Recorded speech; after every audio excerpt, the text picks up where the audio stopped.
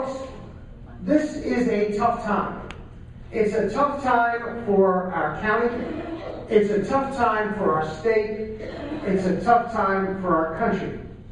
And when we go out and we work hard during this election cycle, and we work tirelessly to ensure that we turn 8 legislators in the Democratic caucus into 10 or more legislators in the Democratic caucus, let's remember why we fight and what we are fighting for. I wanted to go with great notice in this room that our battles here in Nassau are just a microcosm, an example of what it is we battle for and what it is we fight for in this country. Because this country, and I want you to keep it in your mind as you walk the streets, this is about a legislative majority for sure. It's about our town leadership for sure, and our cities. But it is also about our country. Because we are going to set the standard here in Nassau County, and we're going to start the message. And it is so important that we do that. Because this country, my friends, is in trouble. This country is in trouble like it has not been in such trouble for a very long time. And I think what's interesting is I heard the words of the owner of the Dallas Mavericks, I believe it's Mark Cuban, who said the other day when talking about tax increases on millionaires, he described it, frankly, as I think we should all look at it, and we need to look more closely at things this way, as not just a necessity or a good idea, but a patriotic duty. Because the story of America, my friends, is being lost in the time that we are here now today. That story of America is about who we are, what we've achieved, and indeed who we will be. It is a story built on freedom, inclusion, investment in our future, sacrifice, and hope. The Republicans who seek to lead our county and seek to lead our nation have forgotten and lost their way. They have forgotten what it means to fight for freedom, when the only freedom they fight for is the freedom to carry a gun. They have forgotten what it means to include when they seek to exclude our neighbors from the South, those who have come to this great country in search of a better life, and they condemn them. They have forgotten what that lady who stands in the harbor is all about, and we need to remind them.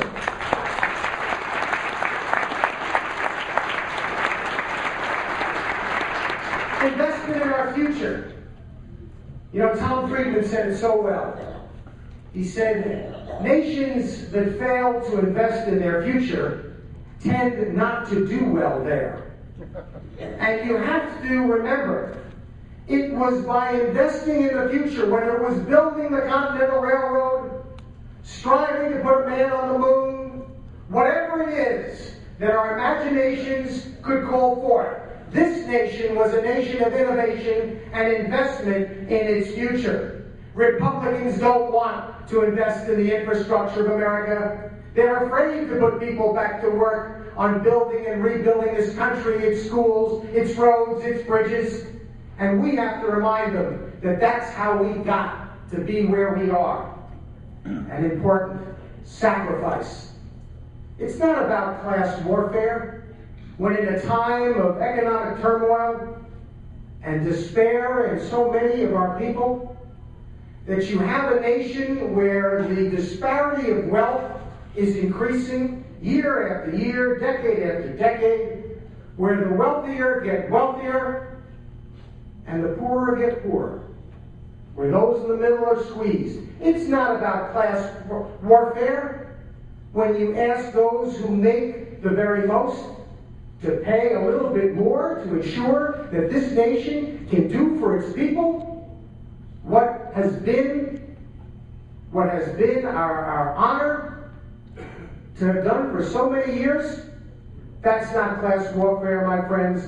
That's called sacrifice. And that's what Americans are made of. They sacrifice their lives, those of their wives, and their brothers and their sisters and their children in war, and they sacrifice for each other over the many decades that made this country so great. And that's what Republicans are forgetting, and that's what we need to remind them. And last, but by far not least important, is hope. Because if anything, this country of ours was built on hope. And what did they call that hope? They had a title for it.